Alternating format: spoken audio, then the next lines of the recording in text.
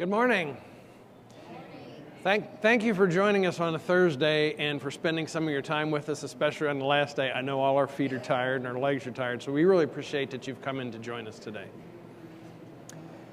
So today our topic, navigate the lean path to operational excellence by empowering your workforce with data-driven continuous improvement.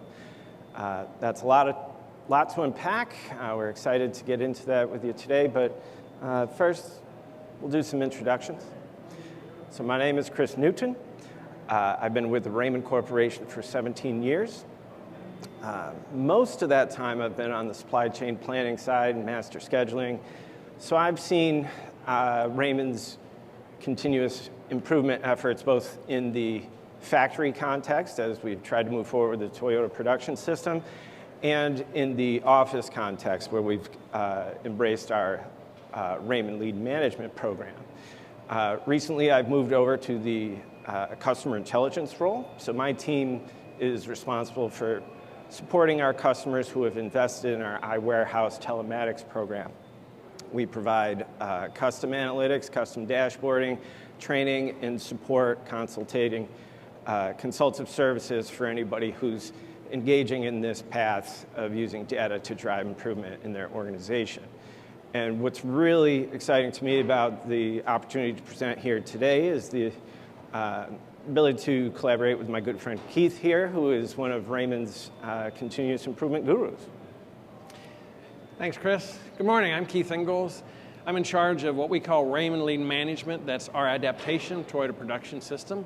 It's important that you own your continuous improvement, so we own it as Raymond Lean Management, and I support our field distribution network and our customer base with their journeys on continuous improvement. I've been with part of Toyota for about 22 years, and I came up through operations. Analytics and the metrics help me guide my continuous improvement process, so I'm very pleased to have the opportunity to share some of those stories with you today.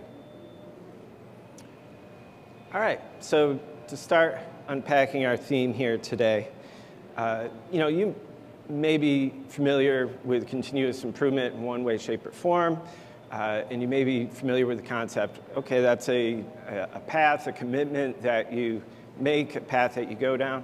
But one of the wrinkles that we're going to be talking about today is how data really integrates with that path.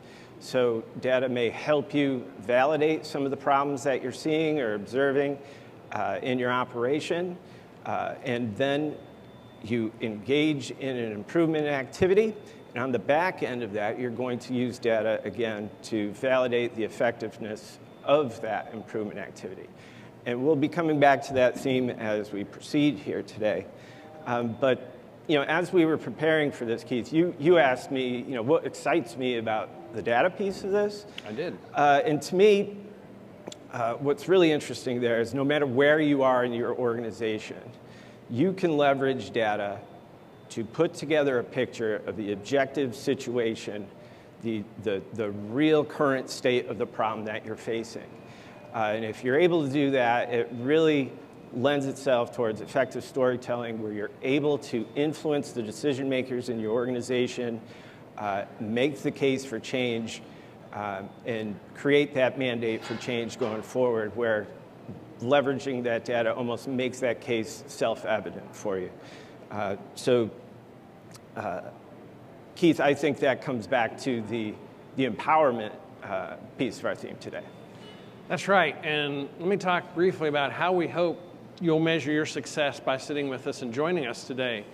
We want to empower you to take some small piece, some inspiration from today's talk, from some of the stories we share, to go back to your workplace and look at it differently, to have the confidence to take steps forward using a continuous improvement mindset, thinking differently in the workspace, and using analytics to guide you. So again, what we'll be covering today, we'll take a quick look and overview at some continuous improvement basics. We'll talk through some of the problems that data and analytics may help you uncover. We'll give a few examples of some of the improvement efforts that you might engage in when you do uncover problems.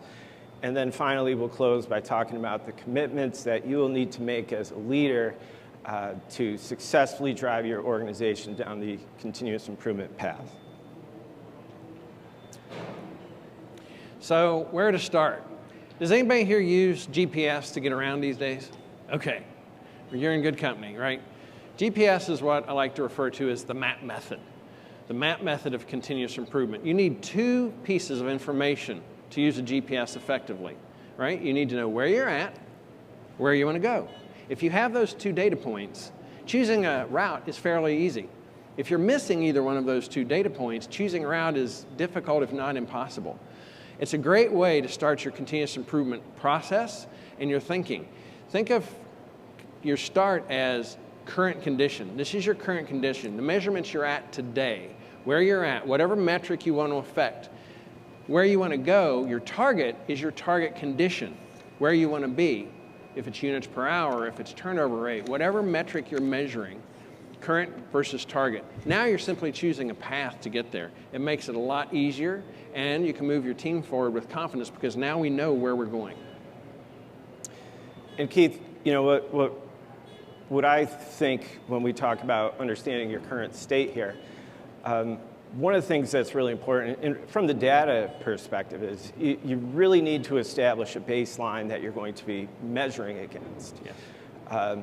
How are you going to know if you're getting where you want to go if you haven't understood where your starting point is? And I think the other thing here, you know, if we look at the MAP concept maybe in a different way, if you're just talking about understanding your current state, visualizing your current state in the form of, let's say, a process map or a value stream map, that's also key and can help you understand the complexity of your process and where the waste in your process is. So again, another reason why understanding your current state is important. So in our continuous improvement approach, there are 5 key areas that we call our values to help you move forward in continuous improvement culture and create the mindset. The first is go and see. This means go and see the challenge at the source. This program is engagement, it's experiential. It's not theoretical, it's not from a boardroom or from a computer. Wherever the challenge occurs, if it's in your distribution point, your shipping point, your receiving point, wherever that challenge occurs, go and see tells us we must go into the environment. We want to overcome challenges in that process. Whatever the defects or the disruptions, constraints are, we want to go and see, identify the challenge we're going to work to overcome. And we're going to use Kaizen principles to do that. Kaizen is small improvements. And a lot of times people think Kaizen is big change, but most often it's small change in the correct direction. And finally, this is a people-centric approach. So the values of respect, we want to respect our people in the workplace, but also self-respect, respect our own capacity in the workplace, and grow that capacity through the teamwork, bringing everyone together with a sense of unified purpose. That is the value base that gets the continuous improvement approach moving. And Keith, you know, two things that really resonate with me here. Go and see. You know, when we come back to the data theme here, validating the situation with objective measurements kind of goes hand in hand. You want to be able to objectively observe what the true condition is and move yourself away from assumptions, hunches, things of that nature, and the data goes hand in hand with this principle. The other principles here of teamwork and respect, you know, I've seen it in the factory, I've seen it in the office, where when you start down this path, you start measuring people's work, productivity and effectiveness. Sometimes there's hesitation, there's some questioning of what the value is, and you know, there may be some resistance. But if folks really see the power in this, they see that you're invested, the reason that you're doing this is to drive improvement, remove obstacles, help make their jobs easier, help them succeed more easily, then there really is a huge uptick in morale that's associated with this. So in terms of the mindset here, and we'll kind of touch on this repeatedly as we go, but there is an iterative process here. So when we say continuous improvement, that's the continuous piece of this. So you may identify a problem quantitatively or qualitatively. You may see, you know, someone in finance may see a problem with the information that they're seeing in the data. Somebody out on the floor may see a problem that they, just with their own eyes. You're either direction there. You're going to validate that with the data, with the go and see, and then you're going to take on a Kaizen improvement effort. You're going to move forward with some type of effort to improve that condition. You'll capture a baseline before you proceed with that. And then after that improvement effort, you'll return to those same measures to evaluate the effectiveness of that. And then you'll repeat that process. But again, you could think of that as a process, Keith, but what's really key here is the mindset that helps drive that process. That's right. That's a key point, Chris. A continuous improvement mindset is a different way to enter your workspace. Most of us enter the workspace knowing the value add we bring to our work, the value add contribution we make to our customer experience. That's one way we add value.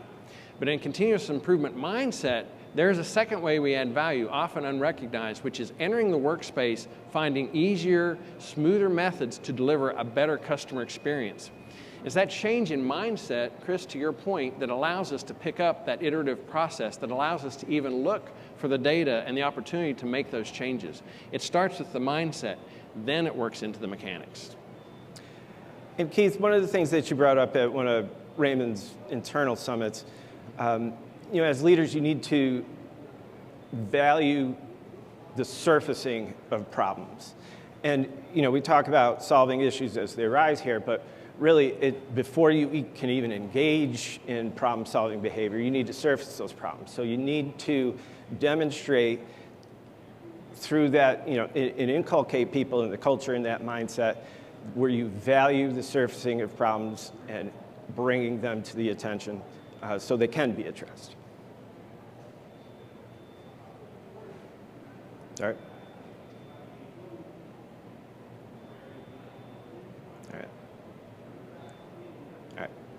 My apologies. All right, so again, blend qualitative and quantitative data.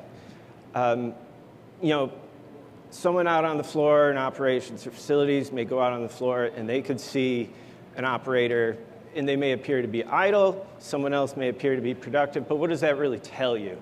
It's just a single point anecdotal observation. So how do we use data to uncover what problems we're really seeing? So you may have invested in a telematics solution, so you could then proceed with measuring dead man hours against travel and lift, login hours, et cetera, and you can start to build a picture of utilization either at the vehicle level or at the operator level to then see where your issues may lie.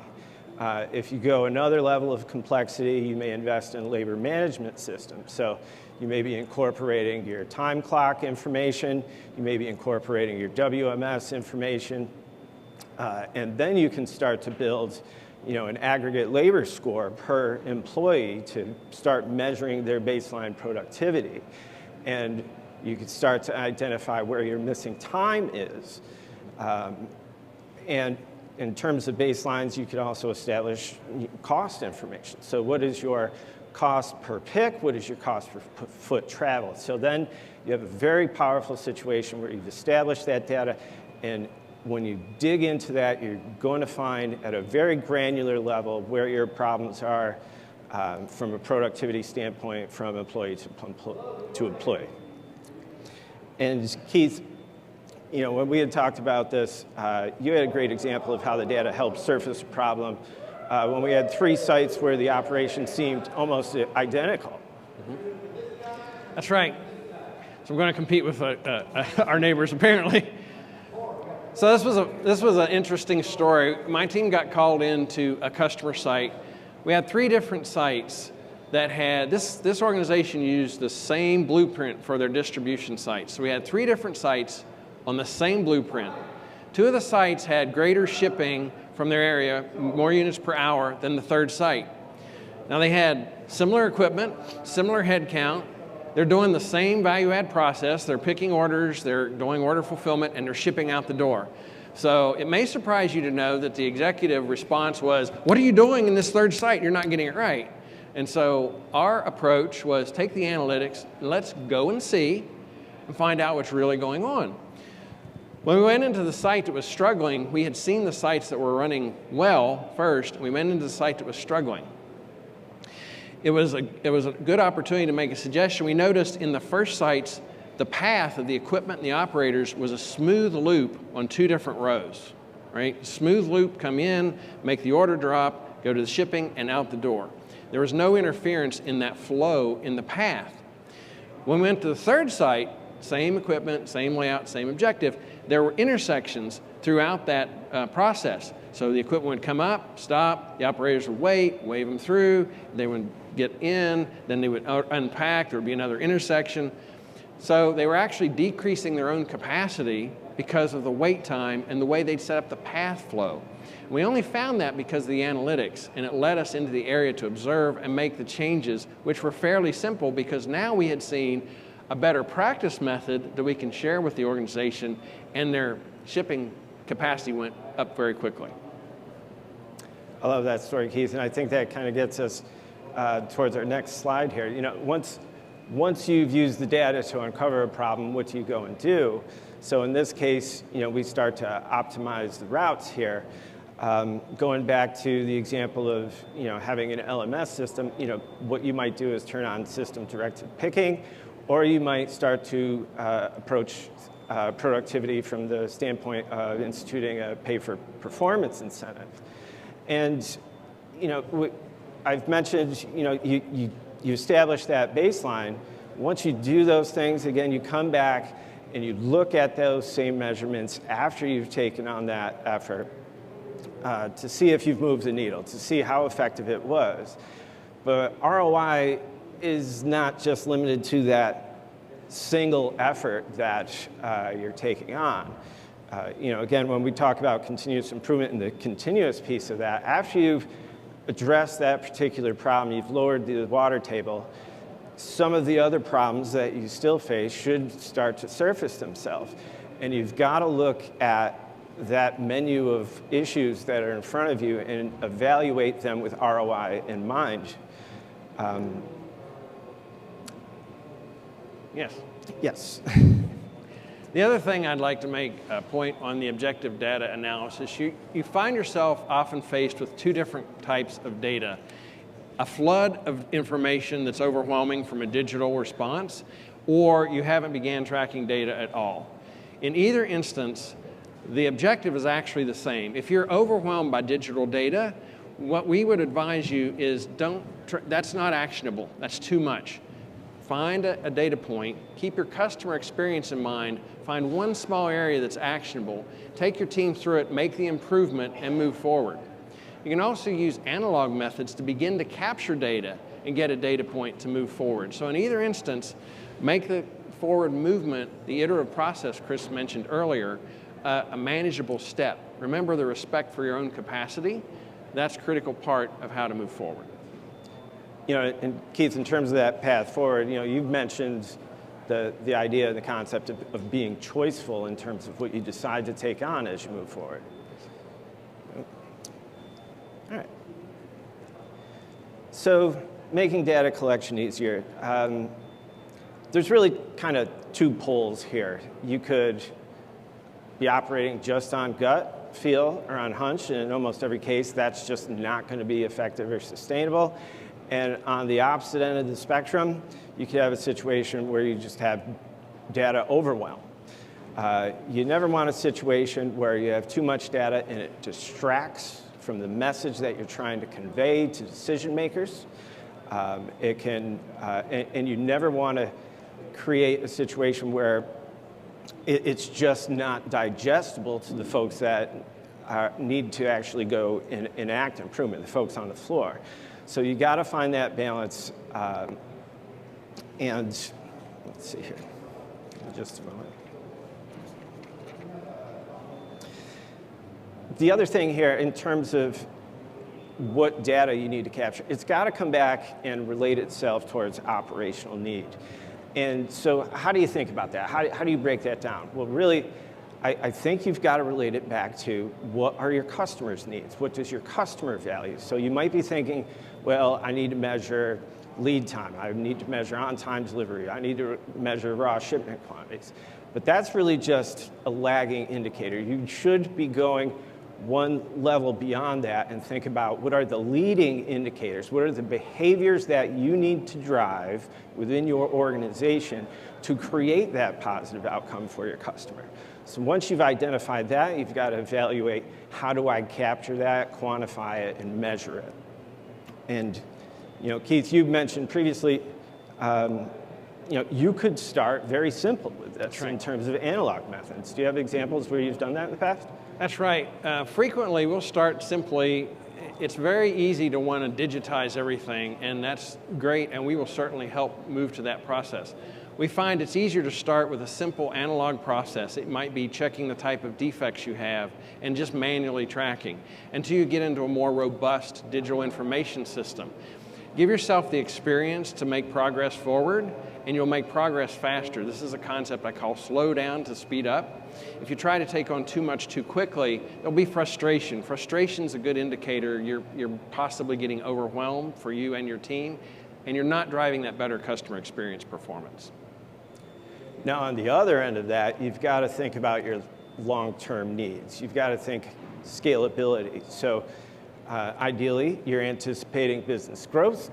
So you've got to look at what your business systems are today, what they will need to be tomorrow. And if just from an IT standpoint, there's a path forward towards system evolution, you've got to make sure that the idea of continuous improvement and how data supports that is integrated into your forward-looking plans. So there's a balance there between what can be done very simply and easily, and then planning for where you need to go and where your organization is going to be evolving towards in the future.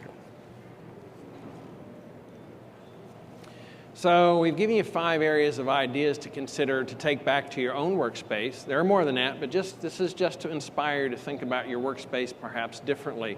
Maybe you recognize one of these areas that you want to work in. Eliminate missing time. So there's always an opportunity frequently to find easy ways to reduce time and effort in a process. Now, as Chris mentioned earlier, seeing an operator stand idle does not necessarily mean that's a constraint to your process throughput. So you want to confirm by your go and see that you're really getting value-added opportunities out of missing time you find. Finally, ownership and teamwork is next. Ownership is a good one. Remember I talked about the shipping area that we had at the customer site. Frequently I'll go into a customer area and I'll say, who owns this? And they'll say, oh, shipping owns this. That was not my question. Who in shipping owns this? If we think the whole team owns it, everyone on the team thinks someone else owns it, and guess what doesn't get done? So it's an opportunity to make a process for who owns it. You can rotate ownership, but clarify that and make sure we each know who's responsible, and we're going to make more progress. Process optimization is usually simple as, remember I talked about changing a path. I get asked a lot, is it expensive? Usually there's low-hanging fruit or easy opportunities to implement simple process changes that better serve our customer. Look for those. Support change management.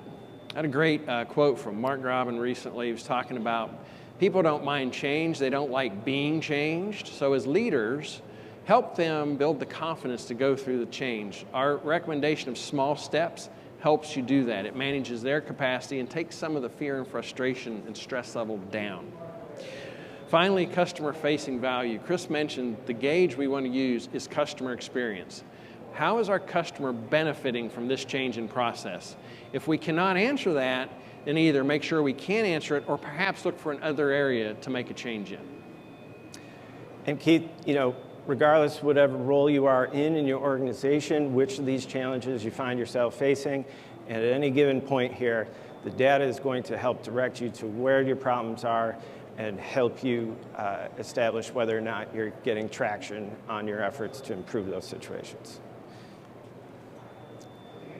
So, if you're here today at Modex, it's because you're a leader in your organization. If you're thinking about continuous improvement, it's because you care about the outcomes of your organization. You are the one who's going to be driving the culture. You're going to be the ones to need, and how do you do that? You model the behavior that you want to see from your representatives. You embrace folks surfacing problems, You use the data, and instead of steering things towards the hunch or the issue that you wanted to go take on, if the data points you in a different direction, you approach that from the standpoint of curiosity and go where that points you to in terms of the problems it's surfacing.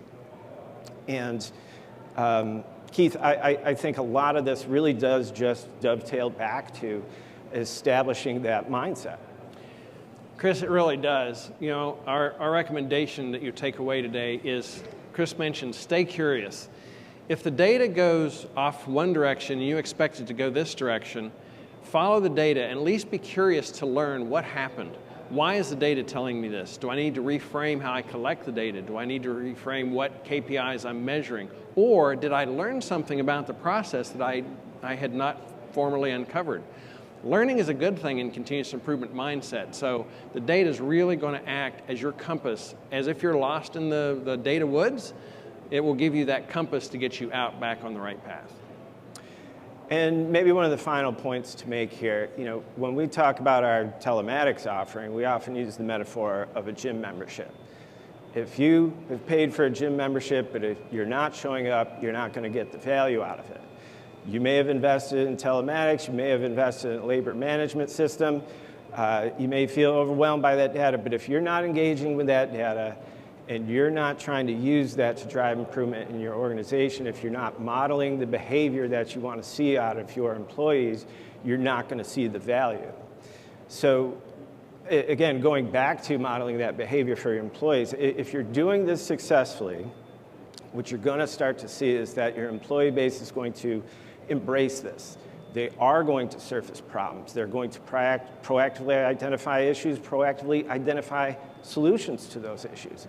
And when you start to see the momentum there, where they are taking it on themselves, you've set the mindset, you've set the path, and they just start taking it on, that's when you know you are really successful. That's when you know you've really supercharged your continuous improvement program. That's right. And remember the go and see, take it in small bites. To Chris's point, it's a gym membership, so it requires your active response. I know for myself, I was inspired in January to lose weight. I joined the gym. I don't feel like I'm getting any stronger. Next week, I plan on going to the gym and see what's going on. All right. Any questions today? We'd encourage you, if you have questions, we left some time for question and answer, or feel free to come up to us at the end of the presentation if you have some specific areas we'd love to discuss with you. I've made a lot of mistakes in continuous improvement, and I would like to shorten your path by sharing some of those stories. Thanks for your attendance today. Please give us some feedback with the scan code. And if you'd like to come down and talk to us at our booth, we are at 5406. Raymond Corporation. Thank you.